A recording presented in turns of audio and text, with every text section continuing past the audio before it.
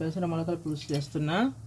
దీన్ని తయారు చేసే విధానము, 1 గంట నూనె వేయాలి. నేను ఎందుకంటే కొద్దిగా ఉన్నాయి నాకు పెసరు మొలకెత్తినటివి, అందుకని దానికి తగినట్టుగా నేను 1 గంట వేసాను నూనె. 1 స్పూను తాలింపు గింజలు, ఎండుమిర్చి, కరివేపాకు,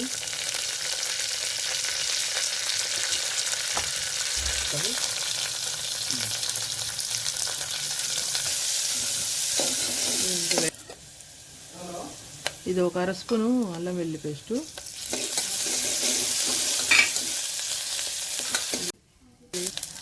టమాటాలు 2 టమాటాలు, కొత్తిమీర తినని వాళ్ళు ఉంటారు కాబట్టి ఇలా మిక్సీకి వేసేస్తే జ్యూస్ లాగా బాగుంటుంది. దీంట్లో కలిసిపోద్ది కాబట్టి దాంట్లోంచి మళ్ళీ తినకుండా ఉండరు పిల్లలు. ఇది కొద్దిసేపు అట్లా మగ్గనిద్దాము.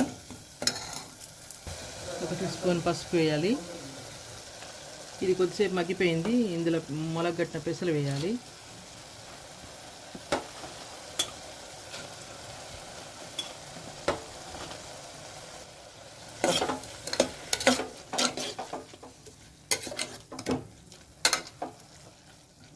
ఇది 1 అర స్పూన్ ఉప్పు వేయాలి.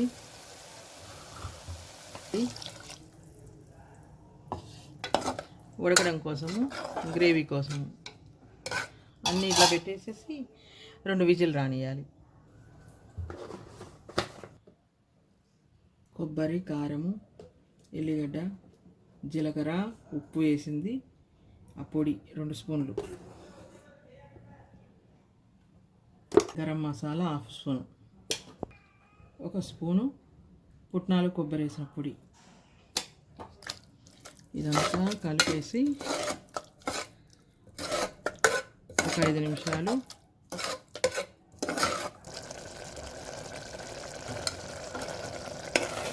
ఇది కొద్దిసేపు పగనియాలి. గుమగుమలాడే పెసర మొలకల పులుసు చాలా సూపర్గా ఉంటుంది. అన్నం లేకి, చపాతీ లేకి కూడా ఇట్లా చేసుకొని తినండి.